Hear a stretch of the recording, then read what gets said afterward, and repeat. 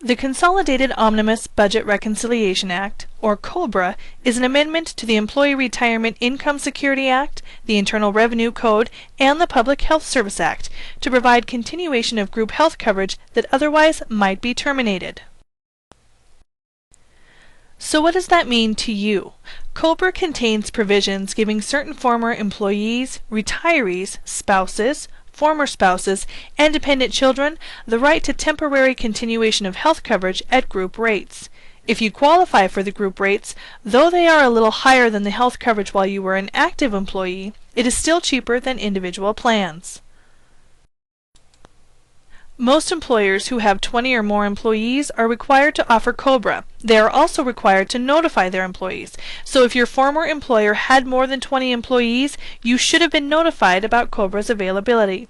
COBRA applies to plans maintained by private sector employers and is sponsored by most state and local governments.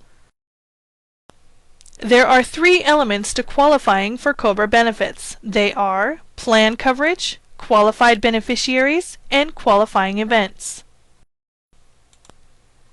Employers with at least 20 or more employees on more than half of its typical business days in the previous calendar year are subject to COBRA.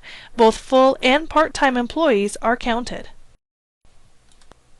Qualified beneficiaries are usually individuals covered by a group health plan on the day before a qualifying event occurs who is either an employee, the employee's spouse, or dependent children. In some cases, a retired employee, the retired employee's spouse, or dependent children may also be qualified beneficiaries.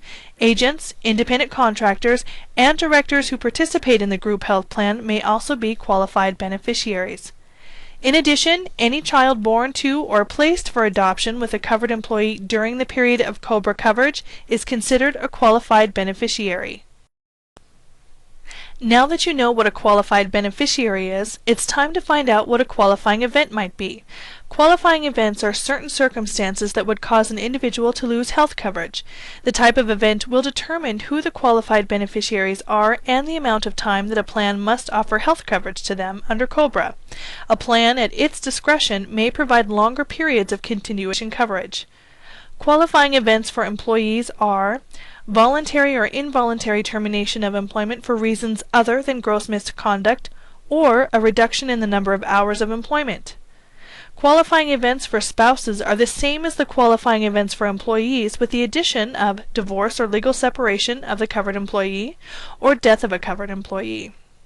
The events for dependent children are also the same, with one addition: loss of dependent child status under the plan rules. If you are a qualified beneficiary, then you are entitled to the same coverage that current employees who are not receiving COBRA coverage under the group health plan receive.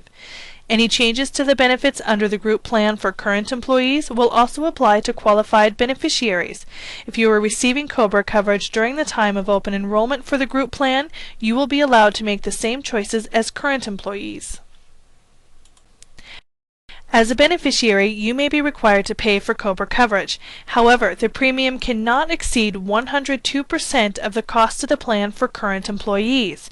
That includes both the portion paid by employees and any portion paid by the employer before the qualifying event, plus 2% for administrative costs.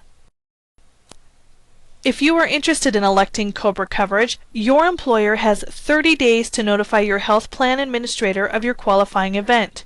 Once that is done, the carrier has 14 days to send an election notice to you, after which you have 60 days to decide whether or not to elect COBRA continuation coverage. Once you've chosen to receive the coverage, you then have 45 days to pay the initial premium.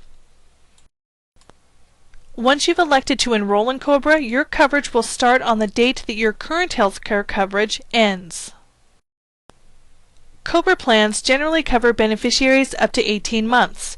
However, if a second qualifying event occurs during the initial period of coverage, the beneficiary could receive up to 36 months of coverage. Although COBRA specifies certain periods of time that continued health coverage must be offered to qualified beneficiaries, COBRA does not prohibit plans from offering continuation health coverage that go beyond the COBRA periods.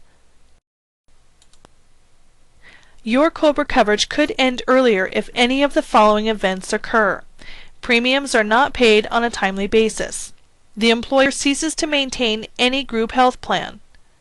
After the COBRA election, the employer obtains health care coverage with another carrier that does not contain any exclusion or limitation with respect to any pre-existing condition of such beneficiary. However, if the other group coverage is obtained prior to your choosing COBRA, coverage may not be discontinued, even if the other coverage continues after the COBRA election.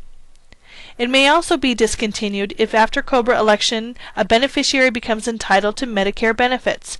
However, if Medicare is obtained prior to COBRA election, COBRA coverage may not be discontinued, even if the other coverage continues after you've selected COBRA coverage. If the company you worked for closed or declared bankruptcy and there is no longer a health plan, then unfortunately there is no COBRA coverage available. However, if the company offers an alternative plan, you could be covered under that plan. If you are a union member and you are covered by a collective bargaining agreement that provides for a medical plan, you may also be entitled to continued coverage. To learn more about COBRA, click on one of the links on your screen.